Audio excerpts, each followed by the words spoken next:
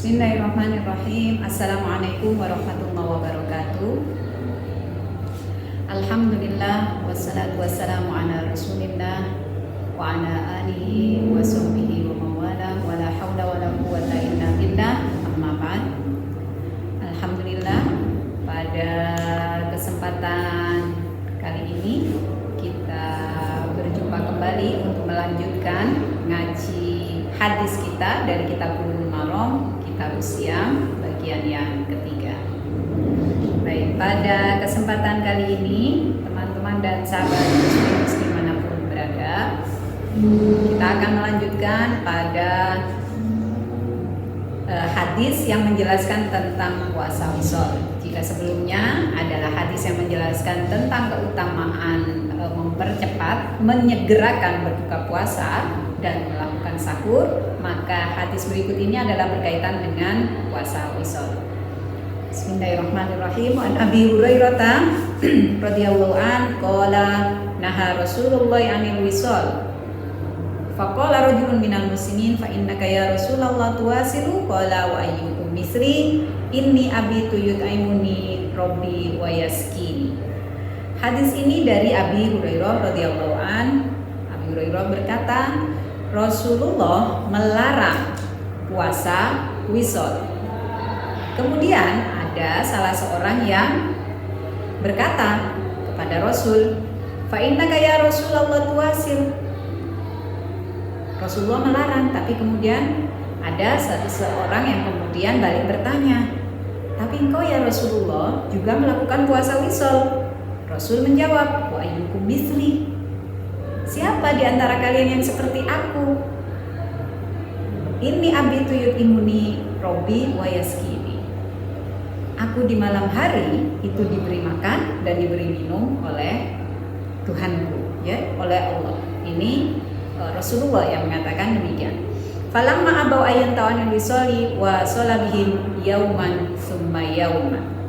Namun karena umat muslim saat itu begitu inginnya mengikuti apa yang dilakukan Rasul, yaitu puasa wisol ini, mereka mengabaikan larangan Rasul untuk melakukan puasa wisol.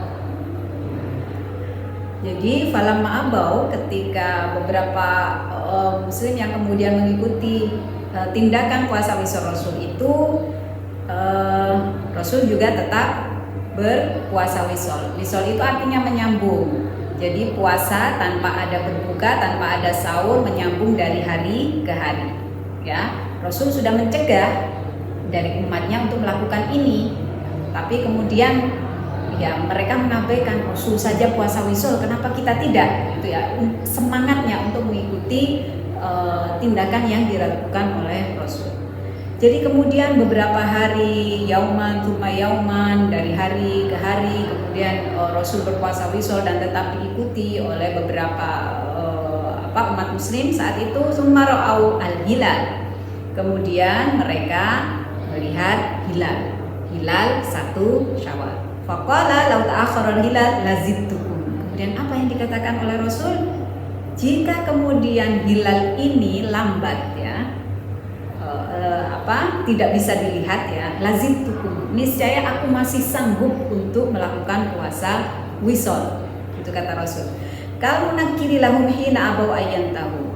Jadi dengan ekspresi Rasul itu ingin memberi pelajaran kepada umat muslim yang mengabaikan larangan beliau melakukan puasa wisol tadi. Ya, kalau kemudian hilal ini tadi tidak bisa dilihat sehingga kita harus menambah puasa lagi, niscaya aku masih sanggup untuk berpuasa. Jadi sudah disampaikan di hadis tadi bahwa aku itu berbeda dengan kalian. Ya, maka kalian sebaiknya tidak melakukan puasa wisol. Kalau aku sudah diberi makan, diberi minum oleh Allah pada malam hari, sehingga tidak masalah untuk melakukan puasa. Ini adalah hadis yang menunjukkan bahwa Islam itu mengajarkan at-tawassut. Jadi pertengahan, bersikap moderat, bainat tafrid wal ifrad. At-tawassut moderat itu artinya berada di tengah dari dua kutub ekstrim. At-tafrid itu maknanya adalah al-qiyam bi aqalli mimma yajib. Ya, jadi melakukan sesuatu kurang dari apa yang diwajibkan, artinya ceroboh sembrono, ya, meremehkan ajaran agama. Ifrat sebaliknya, terlalu kaku. Nah, Islam itu hadir supaya umatnya sedang-sedang saja, pertengahan saja, tidak ekstrim terlalu sembrono, juga tidak ekstrim terlalu kaku. Ini yang dikehendaki oleh agama. Baik, lanjut ke hadis berikutnya. Wa anhu qala Rasulullah wa anhu, dan hadis berikutnya juga dari Abi Hurairah. Rasulullah bersabda, "Man lam yada' qaulaz zur wal amala bihi wal jahla falaysa lillahi hajatun fi ayyada ta'amahu wa syarabahu." Rawahu Bukhari. Rasul bersabda, barang siapa tidak meninggalkan qaulaz zur, perkataan dusta, wal amala bihi, dan perbuatan dusta, wal jahla, dan bersikap bodoh, falaisa lillahi hajat, maka Allah tidak membutuhkan fi ayyada ta'amahu wa syarabah, tidak membutuhkan puasanya dari menahan lapar dan dahaga. Ya. Ini menunjukkan puasa itu tidak sekedar menahan lapar dan dahaga, tapi juga harus menjauhi perbuatan-perbuatan yang tidak baik. Qaulazur, perbuatan dusta, menyebar hoax, ya, wal amala bihi, perbuatan dusta, perbuatan tidak jujur. Sekarang ini hoax bisa disebar dengan mudah hanya dengan kekuatan jari jemari. Ya, bagaimana kemudian menyebar hoax melalui akun media sosial hingga menimbulkan kegaduhan, baik itu di dunia maya maupun di dunia nyata. Betapa mudahnya orang melakukan itu. Kemudian wal jahla, bersikap bodoh, ya, misalkan tidak peduli dengan apa yang terjadi di sekitarnya. Ada tetangganya yang kelaparan, ya, ada tetangganya yang dalam keterbatasan, tapi dengan santainya dia pura-pura bersikap abai begitu ya. Kemudian dia malah memamerkan akun statusnya itu selalu dipenuhi dengan berbagai macam hidangan yang sangat lengkap, sementara tetangganya atau ada temannya melihat itu dalam keterbatasan. Ya.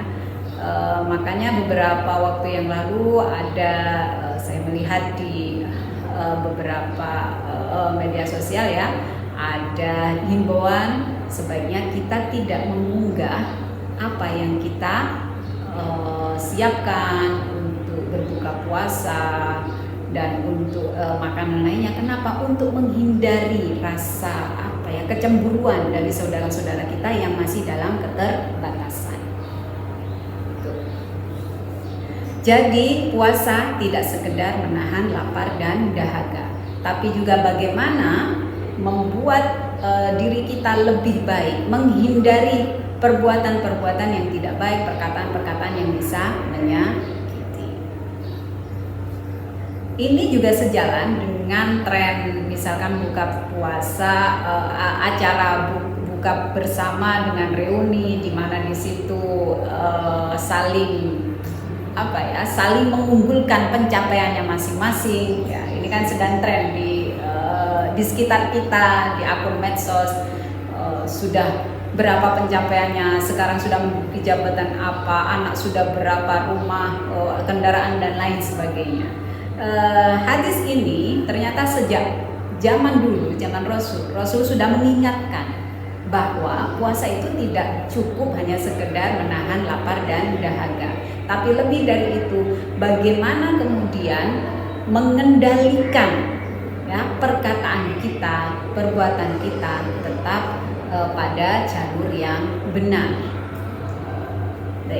Hadis selanjutnya, wa an Aisyah radhiyallahu anha qalat kana Rasulullah sallallahu alaihi wasallam yuqabbilu wa huwa shaim wa yubashiru wa huwa shaim walakinnahu amlakukum li irbihi, muttafaq alaih.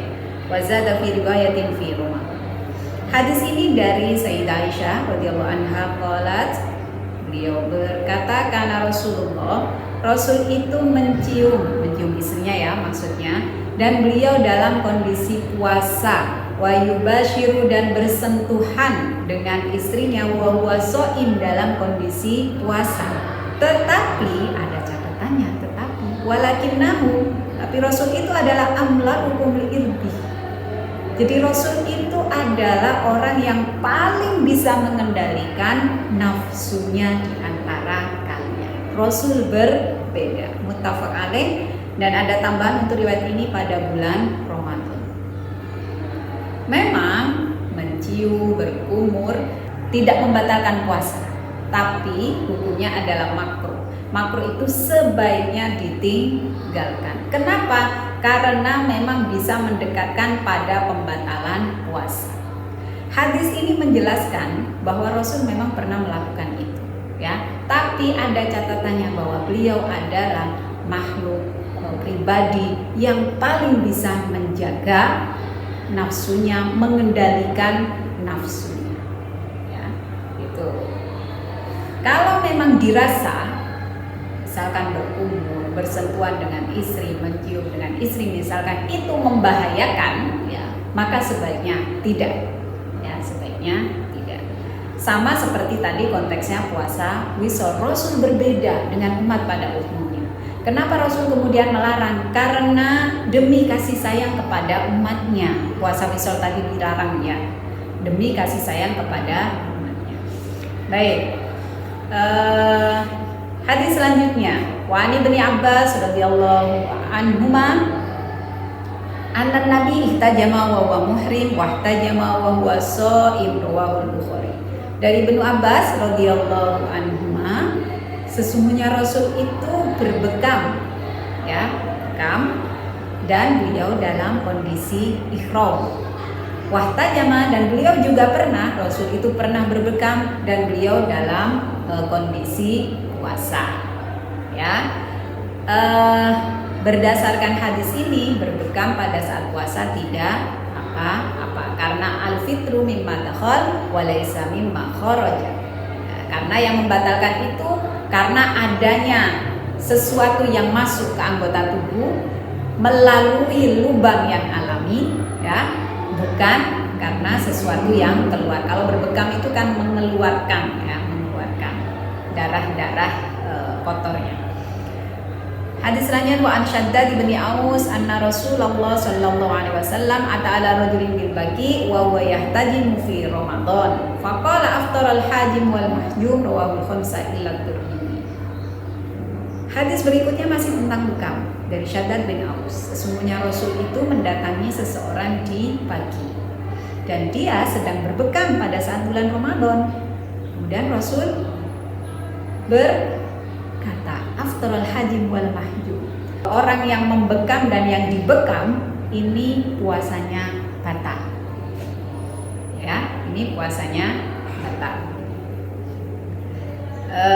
Saya lanjutkan lagi yang tentang berbekam, ya. Ada 3 hadis ini. Wan Anas bin Malik radhiyallahu anhu. Dari Anas bin Malik radhiyallahu anhu qala, berkata, awal ma kurihatil hijama lis-shaim anna Ja'far bin Abi Thalib ihtajama wa huwa shaim. Jadi menurut Anas bin Malik, awal mulanya awal mulanya dibenci atau dimakruhkannya berbekam bagi orang yang berpuasa itu pada saat itu ada Ja'far bin Abi Thalib sedang berbekam dan dia dalam kondisi puasa. Famarra bihin Nabi sallallahu alaihi wasallam, dan saat itu Rasul melewati Ja'far. Faqala, dan berkata, aftar hadani. 2 orang ini yang membekam dan yang dibekam puasanya batal. Ya, tsumma rakhasa Nabi sallallahu alaihi wasallam ba'du fil hijama lis-shaim. Tapi kemudian pada kesempatan yang lainnya Rasul memberikan dispensasi, memberikan keringanan untuk berbekam pada saat berpuasa. Wa kana Anas yahtajimu wa huwa shaim. Ya, jadi saat itu Anas berbekam dan dia dalam kondisi puasa, diberikan keringanan oleh Rasul, tidak apa-apa. Ya. Nah, dari beberapa hadis ini menurut ulama madhab mayoritas bahwa berbekam itu tidak membatalkan puasa. Hanya ulama mazhab Hanabilah yang kemudian membatalkan puasa bagi orang yang berbekam. Nah, sebenarnya karena berbekam ini adalah mengeluarkan darah, ini mungkin ada juga kaitannya dengan donor darah. Selama kemudian berbekam itu tidak menyebabkan mudarat bagi orang yang berbekam maupun yang dibekam, maka tentunya itu tidak membatalkan puasa. Namun jika efek dari melakukan bekam itu ya dikhawatirkan berpotensi untuk membatalkan puasa, maka sebaiknya tidak dilakukan dalam kondisi puasa. Hadis selanjutnya wa an Aisyah radhiyallahu anha annan nabi iktahala fi Ramadan wa huwa shaim. Dari Sayyidah Aisyah radhiyallahu anha, Rasul itu memakai celak ya pada saat bulan Ramadan dan beliau dalam kondisi puasa. Boleh bercelak. Wa an Abi Hurairah radhiyallahu anhu qala Rasulullah man nasiya wa huwa shaim fa'akala aw syariba falyutimma shaumahu fa innama at'amahu Allahu wa saqa. Dari Abu Hurairah radhiyallahu anhu berkata, Rasulullah bersabda, barang siapa lupa ya dan dia dalam kondisi puasa kemudian makan atau minum, maka hendaklah dia menyempurnakan puasanya. Ya, makan atau minum karena lupa itu tidak membatalkan puasa. Fa innama at'amahu Allahu wa saqahu. Karena sesungguhnya dia telah diberi makan oleh Allah dan telah diberi minum oleh Allah. Ya, ukurannya kriterianya adalah lupa, makan dan minum karena lupa. Jika kemudian minum segelas air sampai di mulut ternyata ingat, ya harus segera dikeluarkan, tidak langsung ditelan. Jadi ukurannya lupa.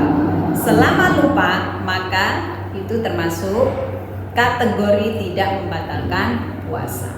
Tapi begitu makan kue digigit sampai di mulut, kemudian ingat kalau dia puasa, ya harus segera dikeluarkan, dilepeh begitu ya, segera berkumur membersihkan mulut dan melanjutkan puasanya.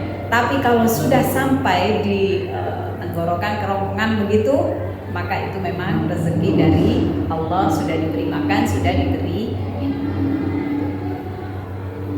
Walil hakim man aftara fi Ramadan nasiyan fala qada alaihi wala kafarata wa huwa sahih. Hadis selanjutnya dari Imam Hakim ya, barang siapa berbuka pada bulan Ramadan nasiyan karena lupa, fala qada alaihi, maka dia tidak wajib qada dan juga tidak wajib membayar kafar atau denda ya, karena kategori lupa.